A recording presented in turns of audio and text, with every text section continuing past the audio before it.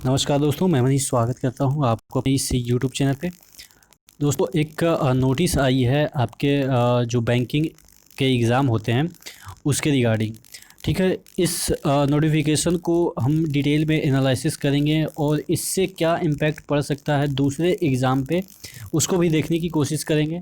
आपके रेलवे के exam, SSC के एग्ज़ाम या जो भी एग्ज़ाम होते हैं उस पे क्या फ़र्क पड़ सकता है, और भविष्य में जो ये अटकलें लगाई जा रही थी कि पेपर होंगे कि नहीं होंगे, जो वैकेंसी है वो आएगी कि नहीं आएगी।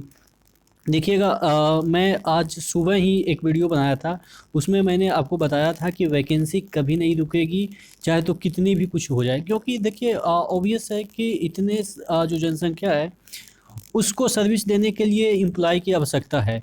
वो अलग बातें हैं कि फाइनेंशियल कंडीशन अगर बात की ठीक नहीं होती है तो थोड़ा सा सैलरी या अलाउंस वगैरह कम किए जा सकते हैं, लेकिन एम्प्लॉय को तो हटा नहीं सकते, और ना ही वो ऐसा कर सकते हैं कि उनकी रिक्रूटमेंट ही रोक दिया जाए। ठीक है ना, सर्विस अगर उनको प्रोवाइड करनी है, करना ही है, क्योंकि इतनी बड़ी जनसंख्या को वो सर्विस से तो दूर नहीं रख सकते ना। तो इस वजह से आपके जितने भी हैं वैकेंसी वो थोड़ा सा होल्ड हुए हैं, लेकिन आएगी, पक्का आएगी। और उसी में से एक नतीजा है जो आप देख रहे हैं। तकरीबन जिस तरह से पहले वैकेंसी आती थी उतना ही वैकेंसी आई है, उसमें ना कुछ कम आई है और ना ही ज़्यादा आई है। तो पहले इस तरह से बैंकिंग में 10,000 के समथिंग आते ही रहते थे हमेशा इस तरह से। तो इस बार भी 9,600 समथिंग, यानी कि आप मान के चलो तो 10,000 के वैकेंसी टोटल हैं।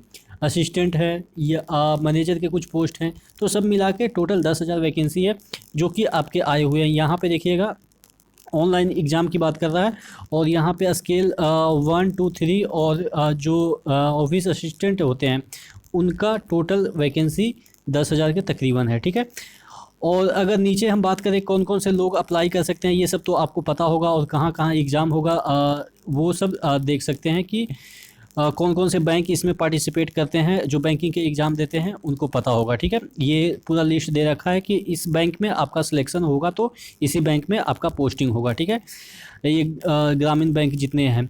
उसके बाद एलिजिबिलिटी क्राइटेरिया की बात करें तो आपको ग्रेजुएट होना आवश्यक है इसमें, चाहे तो आप कोई भी स्केल के लिए भर रहे हो, आप गजेटेड ऑफिसर के लिए भर रहे हो, या आप यहाँ पे असिस्टेंट के लिए भर रहे हैं।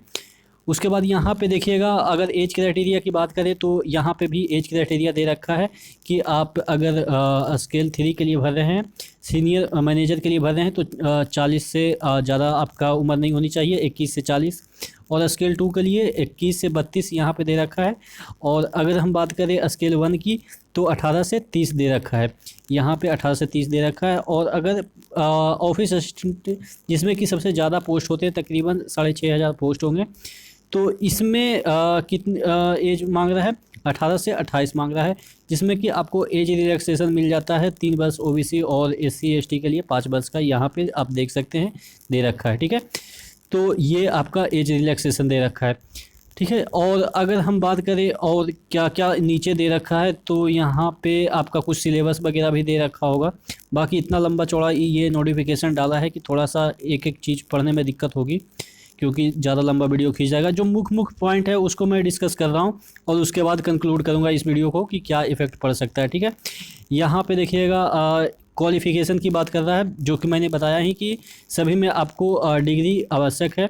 उसके बाद यहाँ पे प्रोफिशिएंसी इन लोकल लैंग्वेज, आपको लोकल लैंग्वेज आना चाहिए।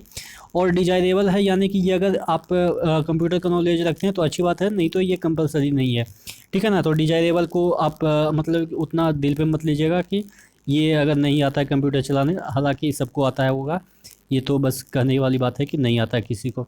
ठीक है, बाकी ये सब चीज़ों में है कि अगर आप ऑफिसर स्केल के लिए भरते हैं और आपके पास हॉर्टिकल्चर फॉरेस्ट्री जैसे डिग्री है तो आपको प्रेफरेंस दिया जाएगा। ये सब चीज़ें दे रखा है। डिजायरेबल वर्किंग कंप्यूटर आपको आना चाहिए, मतलब कि डिजायरेबल है और कोई ज़रूरी नहीं है। ठीक है, यहाँ पे जो भी है आप नोटिफिकेशन डाउनलोड कर लेंगे, यहाँ पे IBPS के साइट पे आपको मिल जाएगा। ठीक है, या कोई भी जो सरकारी रिजल्ट वगैरह ये सब चीज़ें हैं उसमें भी मिल जाएगा नोटिफिकेशन। और अगर फॉर्म के पैसे की बात करें तो 850 फॉर जनरल OBC है, यहाँ पे देखिएगा। और ये ऑफिस असिस्टेंट के लिए भी इतना ही है, और स्केल 1 2 3 के लिए भी इतना ही फीस रखा गया है। बेसिक चीज़ यहाँ पे क्या है कि यहाँ पे आपका जो प्री होगा वो आपका देखिएगा, यहाँ पे ऑफिस असिस्टेंट के लिए ये 80 नंबर का होगा और 45 मिनट का होगा। रीजनिंग न्यूमेरिकल एबिलिटी यानी कि जो मैथ्स वगैरह पूछे जाएंगे, ठीक है। मीडियम दोनों हिंदी इंग्लिश दोनों रहता है। और अगर बात करें ऑफिस स्किल फर्स्ट की, ऑफिसर स्किल फर्स्ट की, तो ये रीजनिंग और ये भी दोनों सेम ही है, ठीक है। तो अगला देख लेते हैं। इसके अगर मेंस की बात करें तो मेंस में आपके जो असिस्टेंट पोस्ट है उसमें कंप्यूटर जनरल अवेयरनेस रीजनिंग है और हिंदी या इंग्लिश में से कोई एक होगा। देखिएगा 4 में ये दोनों लिखा है, तो हिंदी या आप इंग्लिश ले, एक ही लैंग्वेज में आपको सॉल्व करना है क्वेश्चन, ठीक है। और इसमें आपको मैथ्स वगैरह हो जाएंगे। टोटल आपके 200 नंबर के हो जाएंगे 2 आवर में। अगला देख लेते हैं। ऑफिसर स्केल के लिए ये सब चीज़ें दे रखा है जो कि आप देख लेंगे, ठीक है। इंग्लिश हिंदी ये मीडियम वगैरह दे रखा है। उसके बाद ये स्केल 2 के लिए है, फिर स्केल जो भी है आप नीचे देख लेंगे।